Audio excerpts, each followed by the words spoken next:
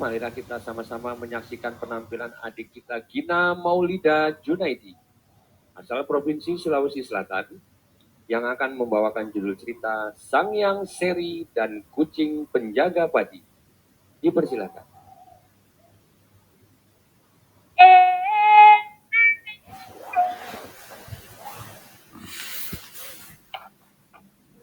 Alari dendang to mapa dendang maka caping makelong kelong. Juri yang terhormat, teman semua dari Sabang sampai Papua, terimalah salam dari Sulawesi Selatan. Assalamualaikum warahmatullahi wabarakatuh. Perkenalkan, nama saya Gina Maulida Junaidi. Hari ini saya akan menceritakan sebuah kisah ajaib tentang persahabatan seorang putri dari kerajaan langit dengan seekor kucing penjaga padi. Kalau teman-teman menyimak cerita ini dengan seksama, teman-teman akan tahu mengapa Provinsi Sulawesi Selatan menjadi salah satu lumbung padi Nusantara. Inilah kisah Sangyang Seri dan Kucing Penjaga Padi. Cerita ini diambil dari buku berjudul sama yang ditulis oleh Madya S. Nura dan diterbitkan oleh PT Isam Cahaya Indonesia. Buku ini juga ditulis khusus untuk para pembaca belia. Bapak dan Ibu Dewan Juri, juga teman-teman semua pasti sudah tidak sabar kan mendengar cerita dari tanah kelahiran Menteri Pertanian Indonesia, Bapak Syahrul Yassin Limpo. Ini cerita selengkapnya. Di Sulawesi, jauh sebelum mengenal padi, makanan pokok di bumi adalah sagu, jagung, dan ubi. Tempat itu belum ramai dengan tanaman yang beraneka rupa. Manusia pun masih hidup dengan aturan seadanya. Kerajaan langit lalu mengutus seorang dewi bernama Sangyang Seri. Ia dilahirkan ke bumi sebagai manusia. 7 hari kemudian, ia mempersembahkan kehidupan ke dalam tanah. 3 hari setelahnya, ia pun muncul dalam wujud sebuah tanaman. Hayo, ada yang tahu nama tanaman itu apa? Nama tanaman itu adalah padi. Padi memiliki batang tegak namun ringan. Daunnya melambai dengan anggun. Warnanya kuning keemasan seperti cahaya matahari. Bulirnya beraneka warna.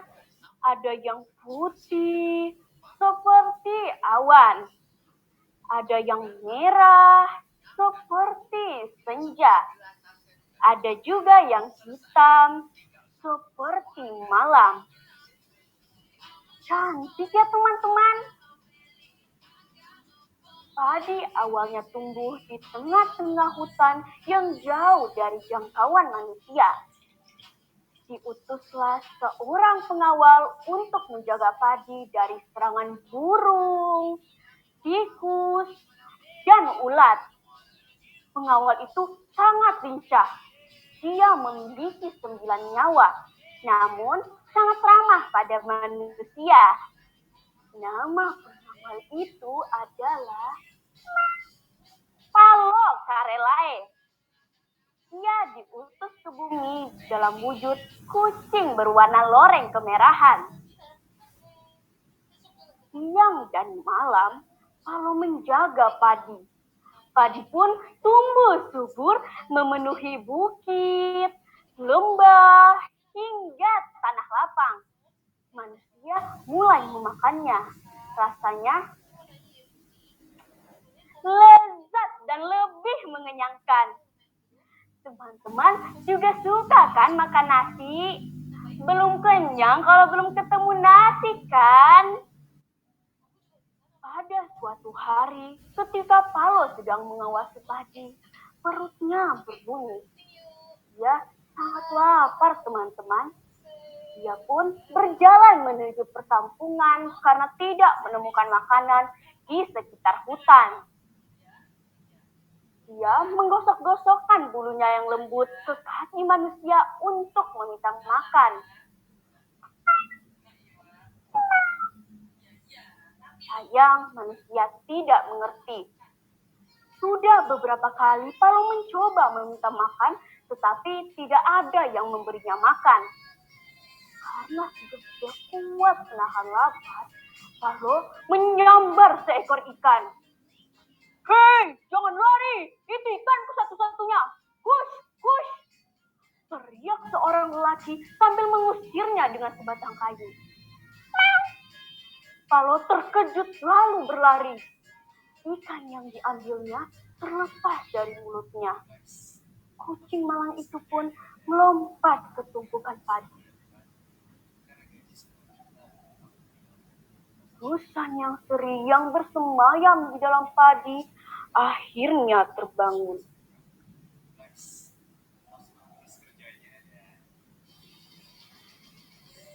Kasihan sekali nasibmu, Palo. Kau menjaga padi agar bisa dimakan manusia. Tetapi manusia tidak mau berbagi makanan denganmu. Ayo kita pergi dari tempat ini, Palo. Aku tidak sudi tinggal di negeri yang penduduknya tidak tahu berterima kasih. Sanyang Seri dan Palo pun meninggalkan negeri itu. Seketika tanah menjadi kering, tanaman pun menjadi layu. Dimulailah perjalanan panjang mencari tempat yang cocok untuk tanaman padi. Teman-teman, ternyata tidak mudah mencari tempat yang cocok. Sang Dewi tidak mau bersemayam di negeri yang penduduknya bermulut kasar dan suka membuang-buang makanan. Dia juga tidak suka pada negeri yang penduduknya suka bertengkar dan boros. Mereka pun sampai di perbatasan negeri. Setibanya di sana, tiba-tiba Palo terkulai. Mereka sudah berjalan sangat jauh. Kucing itu terlalu lapar dan lemah. Tubuhnya kurus dan terluka. Sanyang Seri menangisi pengawal setianya. Wahai sang penentu nasib, aku sungguh tidak tahan menanggung semua penderitaan ini. Kembalikan aku ke kerajaan langit. Tiba-tiba petir menyambar. Duar, duar. Hujan deras tumpah. Jembatan pelangi membentang seperti titian. Sang Dewi berjalan menuju awan. Duhai putriku nan cantik, seperti cahaya matahari, apa gerangan yang membuatmu pulang? Aku sungguh tidak tahan melihat seorang manusia, Ibu. Aku tidak mau lagi kembali ke bumi. Sang Dewi pun menceritakan yang dia alami bersama Palo. Putriku, tahukah engkau setiap makhluk punya tujuan diciptakannya? Kau diciptakan dengan kesempurnaan, tetapi kau ditakdirkan untuk membagi kesempurnaan itu kepada bumi. Kaulah Dewi penjaga kehidupan dan pembawa keseimbangan. Tapi aku sungguh tidak tahan dengan sikap manusia, Ibu. Mereka tidak menghormati padi. Mereka juga jahat kepada makhluk hidup lain. Manusia belum tahu caranya, putriku. Kaulah yang harus mengajari mereka. Guru Sumangengna, kembalilah ke bumi dan penuhi takdirmu. Tapi akhirnya luluh. Ia kembali ke bumi. Sesampainya ia di bumi, matahari telah terbenam. Sang Dewi berjalan seorang diri. Aroma angin laut menemani perjalanannya. Ia memasuki negeri asing. Dia pun sampai di depan rumah seorang pabicara.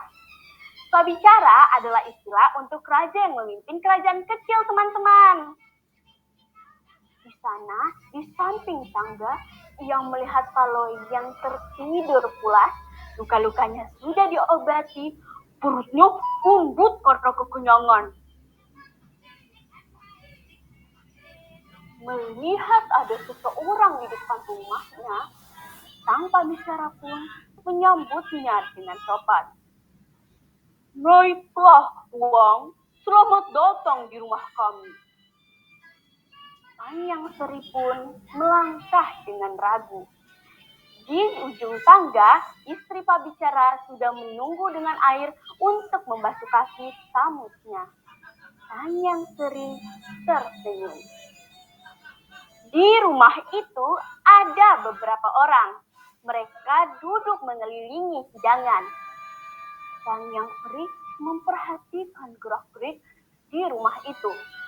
Orang-orang membasuh tangan sebelum makan, anak-anak diberi makan secukupnya. Ketika ada seorang anak yang menangis dan tidak sengaja memuntahkan isi piringnya, istri pabicara dengan sabar memungutnya dan berkata, anak-anakku, jangan suka buang-buang makanan anak-anakku. Jangan sampai itu nasi menangis di kodong. Sang Seri sungguh bahagia melihat perilaku penghuni rumah itu. Dia pun menceritakan asal-usulnya. Aku akan sangat senang tinggal di negeri ini kalau semua rakyatnya bersikap seperti kalian.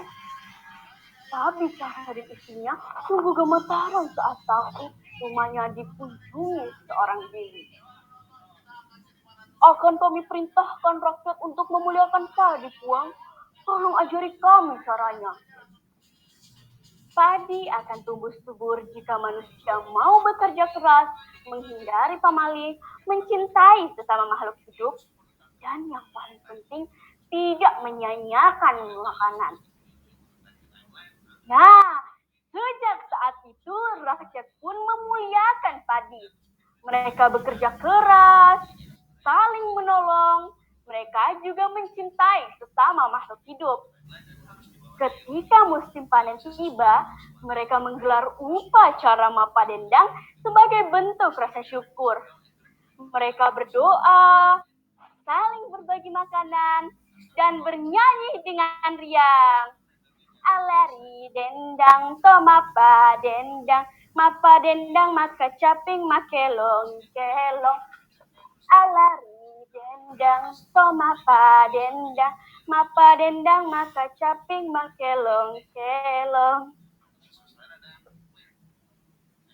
Demikianlah kisah Sang Seri dan kucing penjaga padi. Semoga dengan cerita ini kita bisa menjadi lebih menghargai makanan dan berbuat baik kepada semua makhluk hidup ya teman-teman.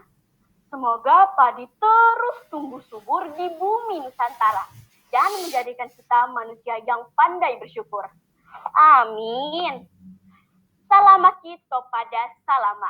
Wassalamualaikum warahmatullahi wabarakatuh. Waalaikumsalam.